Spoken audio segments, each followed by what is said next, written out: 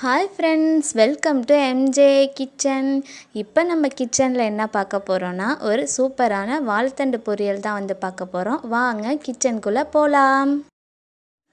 இப்போ வாழைத்தண்டுக்கு தேவையான பொருட்கள் தான் பார்க்க போகிறோம். இது மாதிரி வாழைத்தண்டு எடுத்து நீளமாக கட் பண்ணி அரிஞ்சு அலசி எடுத்து வச்சுக்கோங்க. அடுத்து கொஞ்சோண்டு பைத்தம்பருப்பு, கொஞ்சோண்டு துருவின தேங்காய் எடுத்து வச்சுக்கோங்க.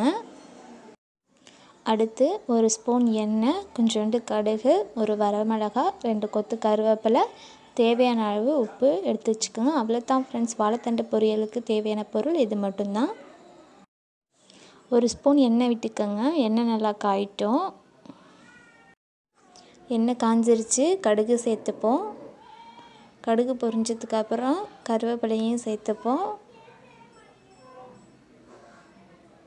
அது கூடவே வரமிளகாவையும் சேர்த்துப்போம். அது கூடவே நம்ம அரிஞ்சு வச்சுருந்த வாழைத்தண்டையும் சேர்த்துப்போம்.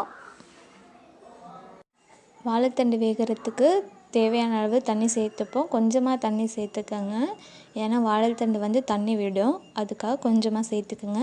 அது கூடவே பைத்தம்பருப்பையும் சேர்த்துப்போம். பைத்தம்பருப்பை அலசி சேர்த்துக்கோங்க ஃப்ரெண்ட்ஸ்.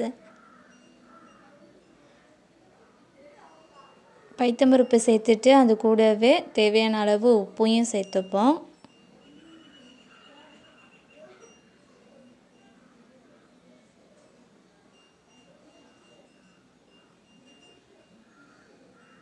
எல்லாத்தையும் சேர்த்துட்டு நல்லா எல்லாத்தையும் கலந்து விடுங்க.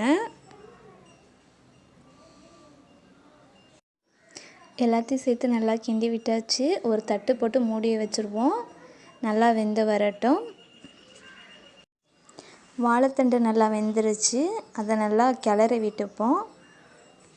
தண்ணி இருக்கக்கூடாது ஃப்ரெண்ட்ஸ், அதனால் தண்ணி லைட்டாக இருந்தாலுமே சுண்ட விட்டுக்கோங்க. தண்ணியெல்லாம் நல்லா சுண்டி வரட்டும்.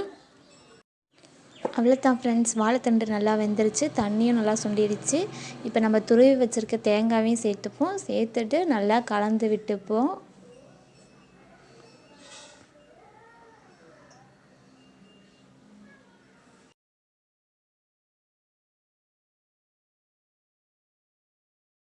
அவ்வளோதான் ஃப்ரெண்ட்ஸ், எல்லாத்தையும் நல்லா கலந்து விட்டாச்சு. கலந்து விட்டு அடுப்பை ஆஃப் பண்ணிவிடுங்க. சூப்பரான வாழைத்தண்டு பொரியல் ரெடி ஆகிடுச்சு. உங்களுக்கு இந்த வீடியோ பிடிச்சிருந்துச்சுன்னா லைக் பண்ணுங்கள், ஷேர் பண்ணுங்கள், கமெண்ட் பண்ணுங்கள், சப்ஸ்கிரைப் பண்ணுங்கள். மறக்காமல் பக்கத்தில் இருக்க பெல் பட்டனை கிளிக் பண்ணுங்கள்.